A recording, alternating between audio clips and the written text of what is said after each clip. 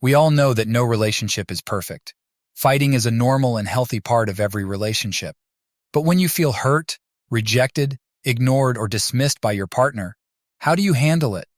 Do you keep trying to get your point across? Or do you get back at them somehow, either discreetly or overtly? Some people do a combo of all these strategies, but today we'll explore the last one, getting even. My fiancée cheated on me, so I did the same to her and called off the wedding. I'm 27 and my name is Mike. I was engaged to my long-term girlfriend, Emily, who is 26. We had been dating for over 3.5 years and had been living together for more than 2. Things were pretty smooth between us. We worked hard at our jobs, earned decent money, and partied even harder. We enjoyed each other's company and were happy and satisfied with our lives. This summer, after I got a promotion at work, I went down on my knees and proposed to her. We were planning our wedding for this new year, but my destiny had something else in store for me. I don't know if I really want the wedding anymore. Ever since the lockdown was imposed, we were working from home until 5 months ago when Emily switched her job. Her new employer asked her to work from the office. It didn't come as a surprise to us because since everything had bounced back to normal, so had the work culture. Soon after she started going to the office, I realized she was gradually changing. Initially, I thought it was just me overthinking her absence. Until then, I was so used to having her with me in the house all the time. We ate together, partied together, and went out for jogs and walks together. We did almost everything together. Then suddenly she was away from me for more than 10 hours a day. It was natural for me to miss her. On top of that, I was working from home. Had I been going to the office, things would have been better. I somehow made peace with the fact that she had to go to work and that she wasn't doing anything wrong. It wasn't her fault at all. I'll admit, I was a bit of an asshole for some time, but then I accepted that I was being overdramatic and got normal with the situation. While I was still struggling to make peace with her absence from the house for half the time, she started coming home late from work. The worst part was she didn't inform me that she would be late. I kept waiting for her for dinner. When she came, she said she was so hungry that she grabbed a sandwich from the office cafe, and now she was too full to have dinner. She blamed her hectic work schedule for her late comings. She didn't lie about it, though. Her work was actually hectic. I saw her busy on office calls until midnight. Her work became so hectic that she stopped doing any household chores except for some cleaning on Saturdays. For the 10 to 11 hours of the day, she was at the office, and for the remaining hours in the evening, she was still busy with office work. I couldn't say anything because a year ago I too was battling a difficult work schedule, and she supported me through it. So, I fully supported her, did all the household chores, and cooked for us. Emily and I have always been very transparent with each other. We shared everything with each other, even our wildest fantasies, which most people don't share with their partners. We never judged each other. She always came home with a new set of stories from her workplace, and it made me miss my pre-lockdown office space so much. I'm an extrovert and love hanging out with people. Initially, it was so difficult for me to work from home, but then Emily moved in with me, and I never felt lonely again. Now that she was going to work and I was not, I was feeling bad about it. To be honest, sometimes I did feel jealous that she was going to the office, meeting new people, and enjoying time with them, whereas I was just stuck at home. Many times I wanted to switch to a company where I could work from the office, but my company was paying me 1.5 times more than any other company would for my skill set and experience. Besides, I was and still am working for one of the most reputed companies in the Bay Area. It was meaningless and stupid to leave such a good workplace just to get rid of loneliness at home. One day, Emily came home from work and enthusiastically said that everyone in her workplace was surprised to know that she was about to get married. They said she was getting in too fast and that she should explore more. I asked her if she felt the same, to which she said no. She was happy to take our relationship forward, but somewhere, I felt she was getting influenced by her coworkers and probably regretted getting married early. It wasn't that early, though, but they flattered her, saying she looked way younger than her age. I won't lie, I got annoyed by her constant nagging about how her coworkers said she was so young and how her teammates said that she was getting hitched too early. Even if I hated it, I still put on a brave face, listened with enthusiasm, and laughed with her.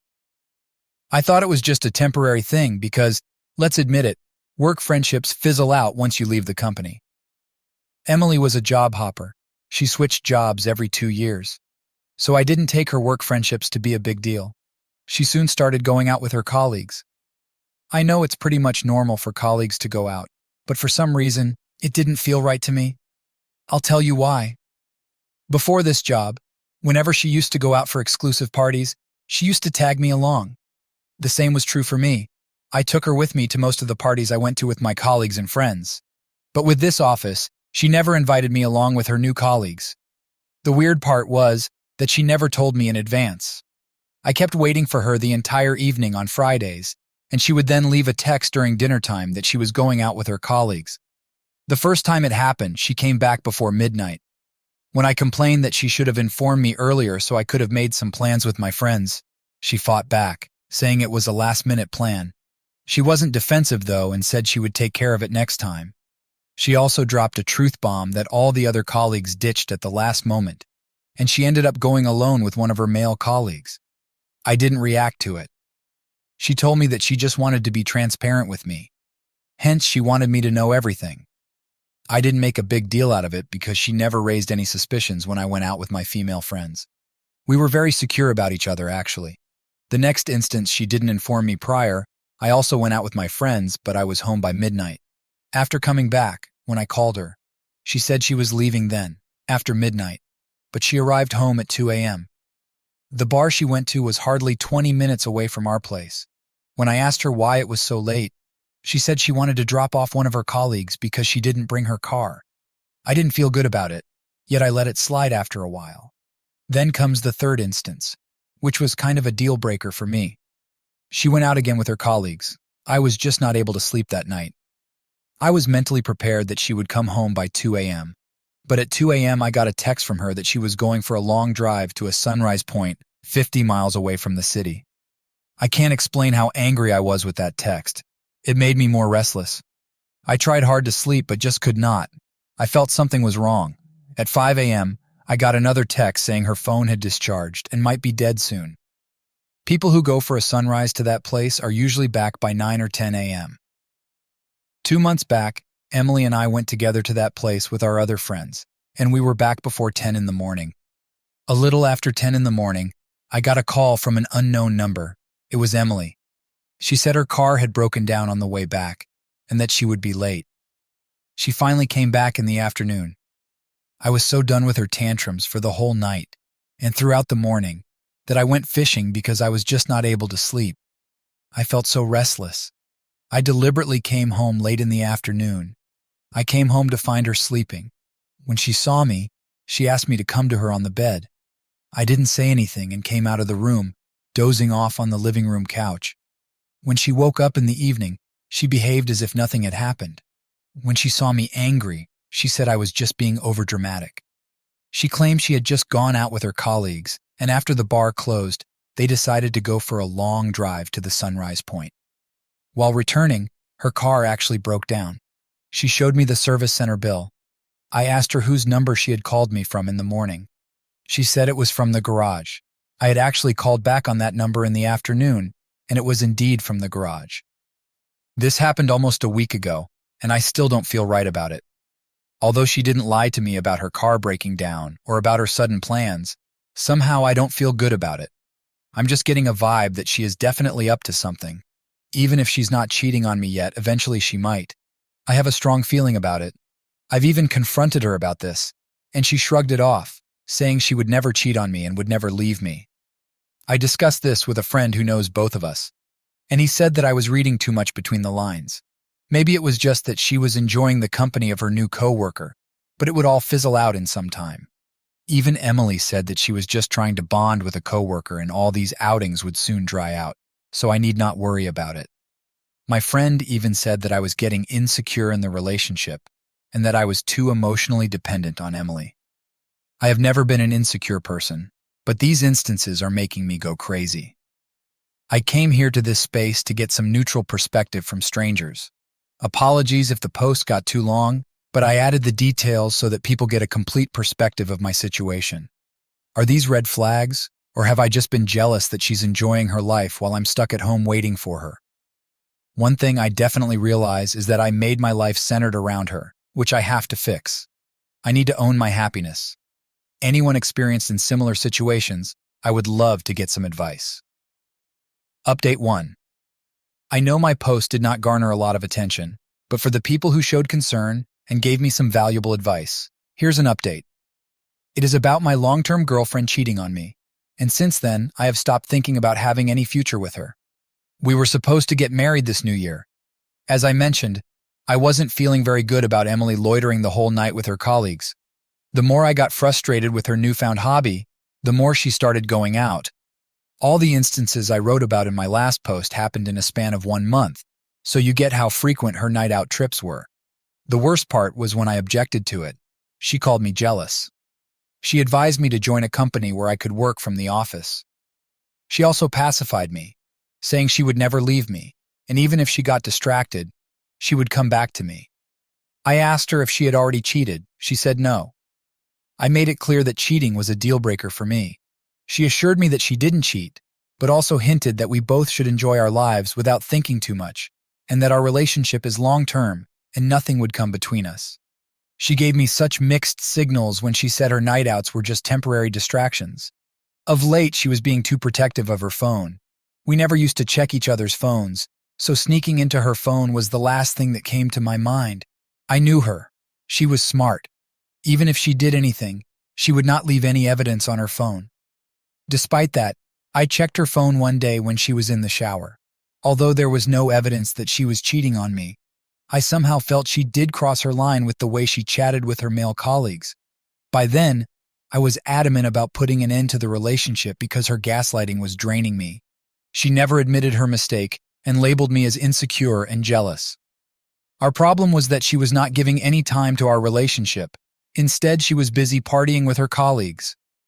The ideal solution to fix this would have been to give quality time to our relationship, but she chose to advise me to keep myself busy with my friends so that I don't miss her as much. This continued for a while until I put my foot down. I realized that even if she was not cheating on me, we were just not on the same page. Hence, marriage should be off our radar.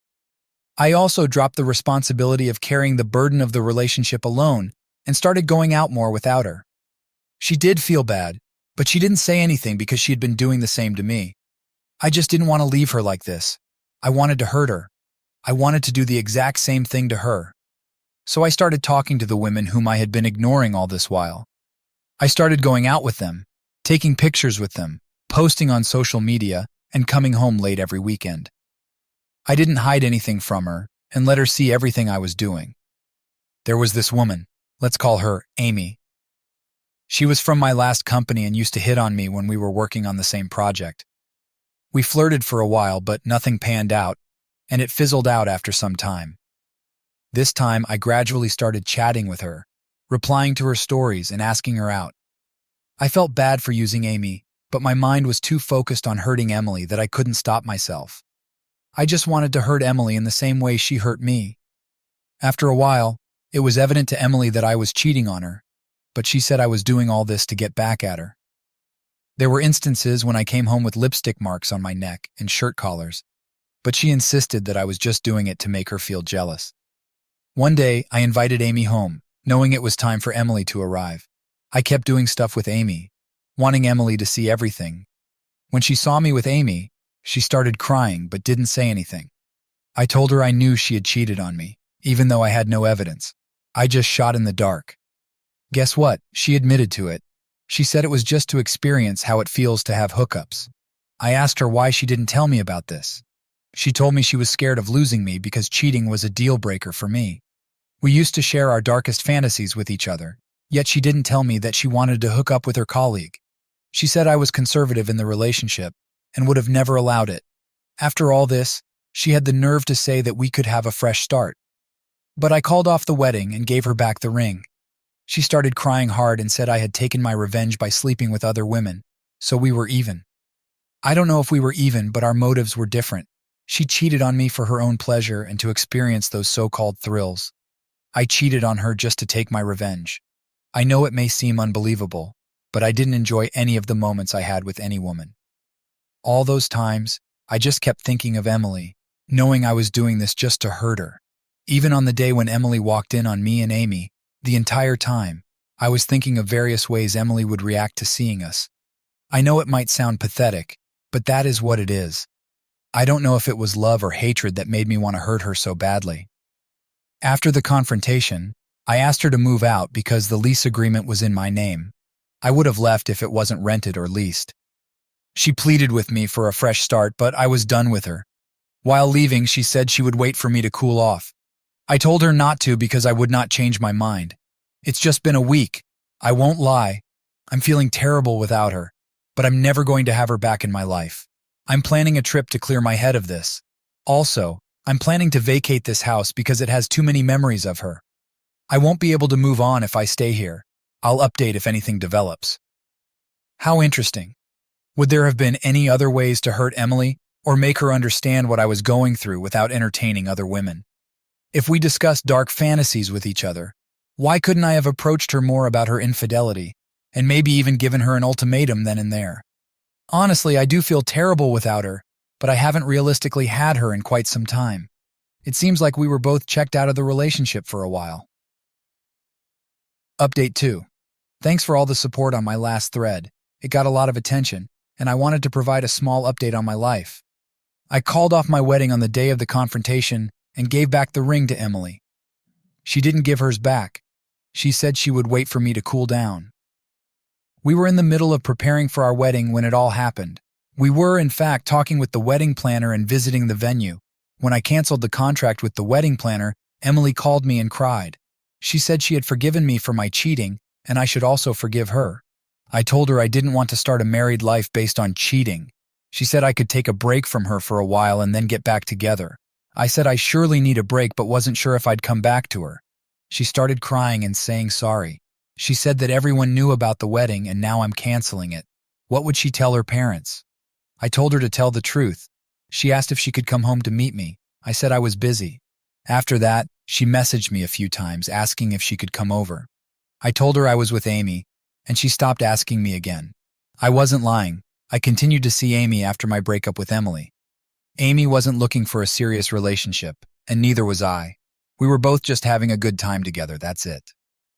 I'm driving to Alaska for a month-long trip. I hope that will help me move on from my past. I still think of my good days with Emily and wonder where it went wrong. I don't know whose fault it was. Some of my friends said I could have saved the relationship by giving her a chance. I'm not being arrogant, but what was the point of having a relationship where I felt suffocated every day? Even before her cheating, she was gaslighting the situation at home. She ignored our problems and never tried to fix them. Any relationship takes two people to sustain, but in my case, I felt I was running it alone for the last many months. Thank God I spotted the red flags just in time before it was too late.